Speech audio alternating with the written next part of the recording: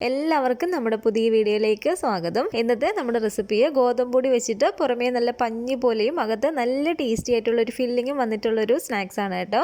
വെറുതെ കഴിക്കാനാണെങ്കിലും ചായയുടെ ഒപ്പം കഴിക്കാനാണെങ്കിലും നല്ല ടേസ്റ്റി ആയിട്ടുള്ള ഒരു സ്നാക്സ് ആണ്. അപ്പം നമുക്കിത് എങ്ങനെയാണ് തയ്യാറാക്കുന്നതെന്ന് ഒന്ന് നോക്കാം. ഈ ഒരു വീഡിയോ കണ്ട് ഇഷ്ടപ്പെടുവാണെങ്കിലും മറക്കാതെ തന്നെ ഒരു ലൈക്ക് ബട്ടണും കൂടെ ഒന്ന് ക്ലിക്ക് ചെയ്യണേ.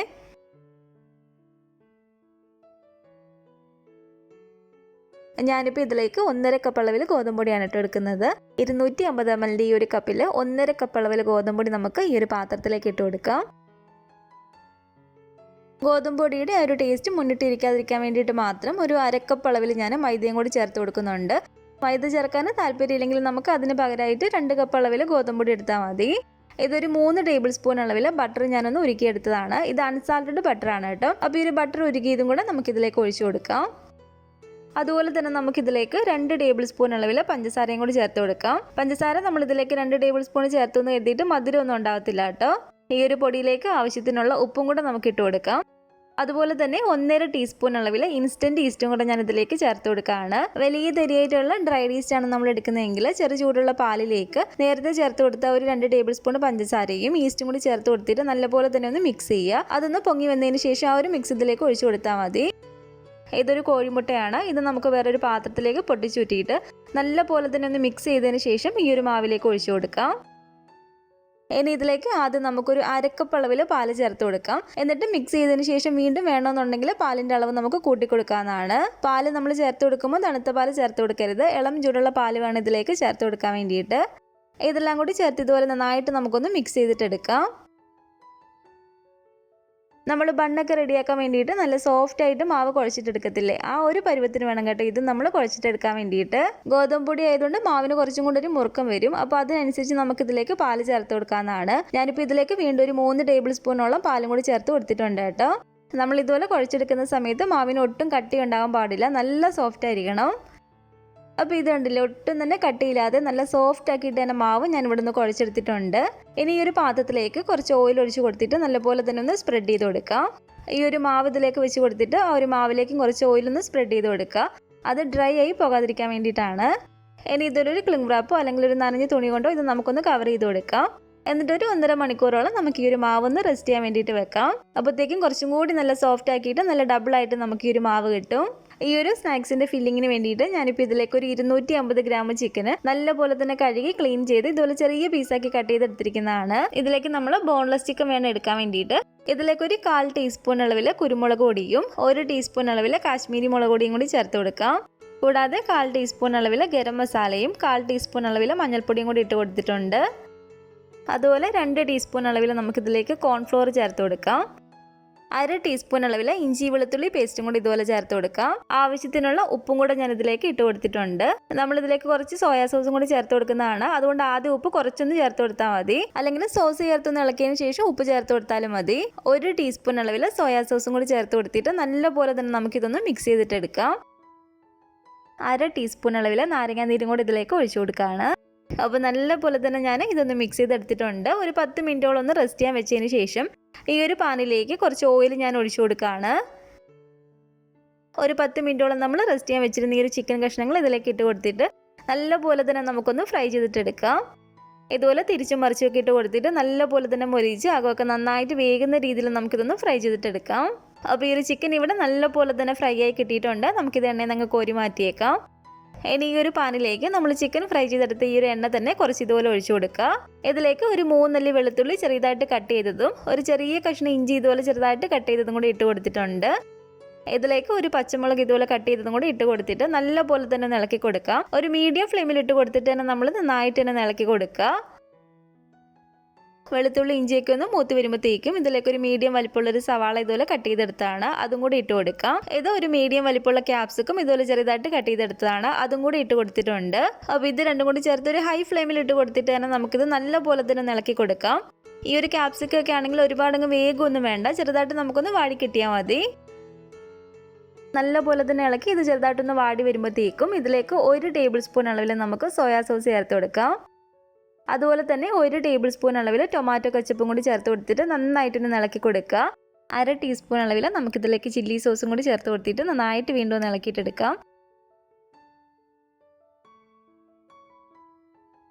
ഇതിലേക്ക് നമുക്ക് ഒരു 1/4 ടീസ്പൂൺ അളവിൽ കുരുമുളക് പൊടി ചേർത്ത് കൊടുക്കാം. അതുപോലെ തന്നെ 1 ടീസ്പൂൺ അളവിൽ നമുക്കിതിലേക്ക് വിനാഗിരിയും കൂടി ചേർത്ത് കൊടുക്കാം. നന്നായിട്ടൊന്ന് ഇളക്കിയതിന് ശേഷം നമ്മൾ ഫ്രൈ ചെയ്ത് വെച്ചിരിക്കുന്ന ഈ ഒരു ചിക്കൻ കഷ്ണങ്ങളും കൂടി ഇട്ട് കൊടുത്തിട്ട് വീണ്ടും ഒന്ന് ഇളക്കിയിട്ടെടുക്കാം. നമ്മളിതിലേക്ക് സോയാ സോസ് ചേർത്ത് കൊടുത്തിട്ടുണ്ട്. അതുകൊണ്ട് ഇതിൻ്റെ ഉപ്പ് നോക്കിയിട്ട് ആവശ്യത്തിനുള്ള ഉപ്പും കൂടെ നമുക്കിതിലേക്ക് ചേർത്ത് കൊടുക്കാം. 1/2 ടീസ്പൂൺ അളവിൽ ഞാനിപ്പോൾ ഇതിലേക്ക് കാശ്മീരി മുളക് പൊടിയും കൂടി ചേർത്ത് കൊടുക്കുകയാണ്. ഒരു 2 ടീസ്പൂൺ അളവിൽ വെള്ളം കൂടി ചേർത്ത് കൊടുത്തിട്ട് നല്ലപോലെ തന്നെ ഇതൊന്ന് ഇളക്കിയിട്ടെടുക്കുക. ലാസ്റ്റ് ഇതിൻ്റെ ഒരു ടേസ്റ്റ് നോക്കിയിട്ട് നമുക്കിതിലേക്ക് വേണമെങ്കിൽ കുറച്ച് നാരങ്ങ നീരും കൂടി ചേർത്ത് കൊടുക്കാവുന്നതാണ്. ഞാനിപ്പോൾ ഇതിലേക്ക് ഒരു 1/2 ടീസ്പൂൺ അളവിൽ നാരങ്ങ നീരും കൂടി ചേർത്തൊന്ന് ഇളക്കിയിട്ടെടുക്കുകയാണ്. അപ്പോൾ നമ്മുടെ ഫില്ലിംഗ് ഇവിടെ റെഡി ആയിട്ടുണ്ട് കേട്ടോ. നമ്മളിതൊരു മീഡിയം ടു ഹൈ ഫ്ലെയിമിലിട്ട് വേണം കുക്ക് ചെയ്യാൻ വേണ്ടിയിട്ട്. അപ്പോൾ ഈ ഒരു മാവ് ഇവിടെ ഒരു 1.5 മണിക്കൂറോളം ആയിട്ടുണ്ട്. മാവ് നല്ല പോലെ തന്നെ നമുക്കൊന്ന് പൊങ്ങി കിട്ടിയിട്ടുണ്ട്. ഇതിപ്പോൾ കണ്ടില്ലേ, കുറച്ചും കൂടി നല്ല സോഫ്റ്റ് ആയിട്ട് തന്നെ നമുക്ക് ഈ ഒരു മാവ് ഇവിടെ കിട്ടിയിട്ടുണ്ട്. ഇതിന് നമുക്ക് ഏകദേശം ഒരേ വലുപ്പത്തിൽ 2 ബോൾസ് ആക്കിയിട്ട് ഇതെടുക്കാം.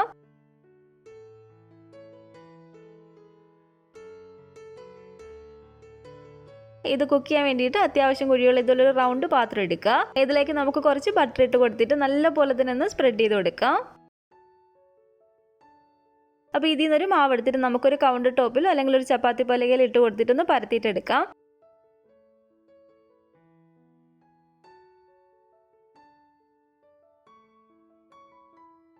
അപ്പോൾ അത്യാവശ്യം ഒരു കട്ടിക്ക് തന്നെ നമുക്കിതുപോലെ റൗണ്ടാക്കി ഒന്ന് പരത്തിയിട്ടെടുക്കാം. പരത്തിയെടുത്ത് ഈ ഒരു മാവ് നമുക്ക് ഈ ഒരു പാത്രത്തിലേക്ക് വെച്ച് കൊടുത്തിട്ട് ഇതിൻ്റെ മുകളിലേക്ക് നമുക്ക് കുറച്ച് ബട്ടർ ഒന്ന് സ്പ്രെഡ് ചെയ്ത് കൊടുക്കാം. അതിനുശേഷം നമ്മൾ തയ്യാറാക്കി വെച്ചിരിക്കുന്ന ഈ ഒരു ഫില്ലിങ് ഫുൾ ഇതിലേക്ക് നമുക്ക് വെച്ച് കൊടുക്കാം.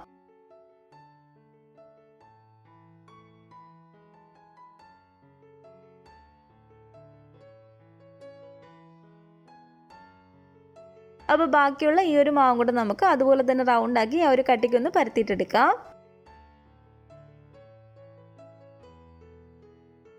ഇതുപോലെ പരത്തിയതിന് ശേഷം ഇതിൻ്റെ മുകളിലേക്ക് വെച്ച് കൊടുത്തിട്ട് ആ ഒരു സൈഡൊക്കെ നല്ല പോലെ തന്നെ ഒന്ന് ഒട്ടിച്ചു കൊടുക്കുക.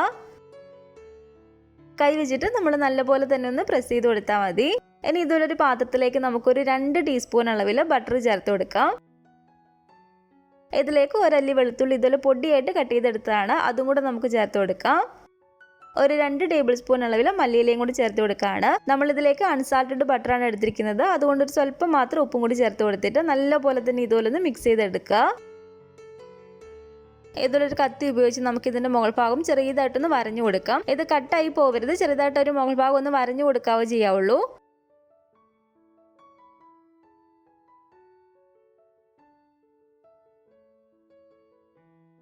ഇതിൻ്റെ മുകളിലേക്ക് നമ്മളിപ്പോൾ തയ്യാറാക്കി വെച്ചിരിക്കുന്ന ഒരു ബട്ടർ നല്ല പോലെ തന്നെ ഒന്ന് സ്പ്രെഡ് ചെയ്ത് കൊടുക്കാം.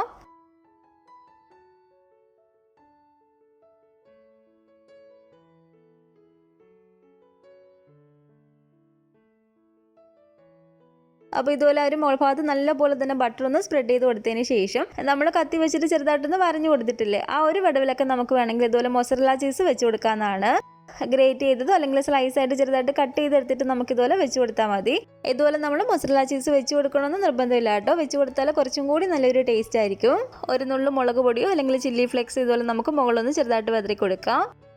ഇതിപ്പോൾ നമുക്ക് ഇതുപോലെ വേണമെങ്കിൽ ഓവനിലേക്ക് എടുത്ത് വെച്ച് കൊടുത്തിട്ട് ബേക്ക് ചെയ്തെടുക്കാവുന്നതാണ്. ഞാനിപ്പോൾ ഇത് ഓവനിൽ വെച്ചിട്ടല്ല ചെയ്യുന്നത്. ഇതുപോലെ അടികട്ടിയുള്ള നോൺ സ്റ്റിക്കിൻ്റെ ഒരു പാത്രമാണ് എടുത്തിരിക്കുന്നത്. നോൺ സ്റ്റിക്കിൻ്റെ പാത്രം തന്നെ വേണമെന്നില്ല കേട്ടോ, നല്ല അടികട്ടിയുള്ള ഒരു അലുമിനിയത്തിൻ്റെ പാത്രമാണെങ്കിലും മതി. ഇതിലൊരു ചെറിയൊരു പാത്രം അല്ലെങ്കിൽ ഒരു സ്റ്റാൻഡ് ഇറക്കി വെച്ച് കൊടുത്തിട്ട് ഈ ഒരു മൂടി വെച്ച് നമുക്ക് ഒരു 5 മിനിറ്റ് ഇതൊന്ന് പ്രീ ഹീറ്റ് ചെയ്തിട്ട് എടുക്കാം.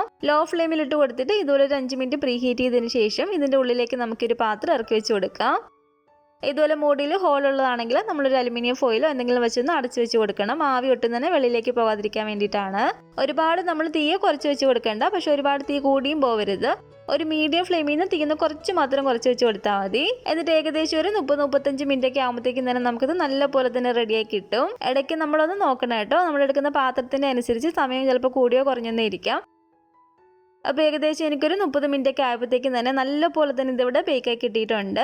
ഇതിൻ്റെ ഉൾഭാഗം നന്നായിട്ട് വെന്തിട്ടുണ്ടെന്ന് അറിയാൻ വേണ്ടിയിട്ട് ഇതുപോലൊരു സ്റ്റിക്കോ അല്ലെങ്കിൽ ഒരു കത്തിയോ വെച്ചൊന്ന് കുത്തി നോക്കുക. അപ്പോൾ സ്റ്റിക്ക് ഇവിടെ നല്ല ക്ലീൻ ആയിട്ടാണ് കിട്ടിയിരിക്കുന്നത്. നല്ല പോലെ തന്നെ നമുക്കിതിവിടെ റെഡിയായി കിട്ടിയിട്ടുണ്ട്.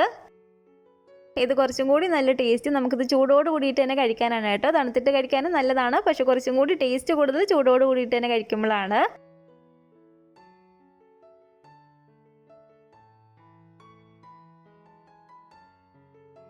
ഞാനിപ്പോൾ ഇത് നിങ്ങളൊന്ന് കട്ട് ചെയ്തിട്ട് ഇതിൻ്റെ അകം ഇരിക്കുന്നതും കൂടെ ഒന്ന് കാണിച്ചു തരാം.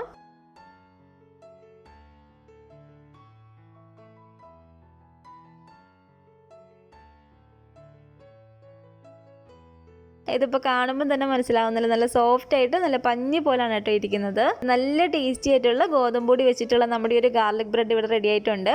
ഇതിൻ്റെ ഉള്ളിൽ നമ്മൾ കൊടുത്തിരിക്കുന്ന ഒരു ഫില്ലിങ്ങിനും നല്ല ടേസ്റ്റാണ് കേട്ടോ. നമ്മളൊരു ചില്ലി ചിക്കൻ ഒക്കെ ചെയ്യുന്ന ഒരു രീതിയിലാണ് ചെയ്തിരിക്കുന്നത്. അപ്പോൾ നല്ല ടേസ്റ്റി ആയിട്ടുള്ള ഈ ഒരു പലഹാരം നിങ്ങൾക്ക് ഇഷ്ടപ്പെട്ടെങ്കിൽ തീർച്ചയായിട്ടും ട്രൈ ചെയ്ത് നോക്കാം കേട്ടോ. ഉണ്ടാക്കി നോക്കിയിട്ട് നിങ്ങളുടെ അഭിപ്രായങ്ങളൊക്കെ മറക്കാതെ തന്നെ നമ്മുടെ കമൻറ്റ് ബോക്സിൽ വന്ന് അറിയിക്കുക.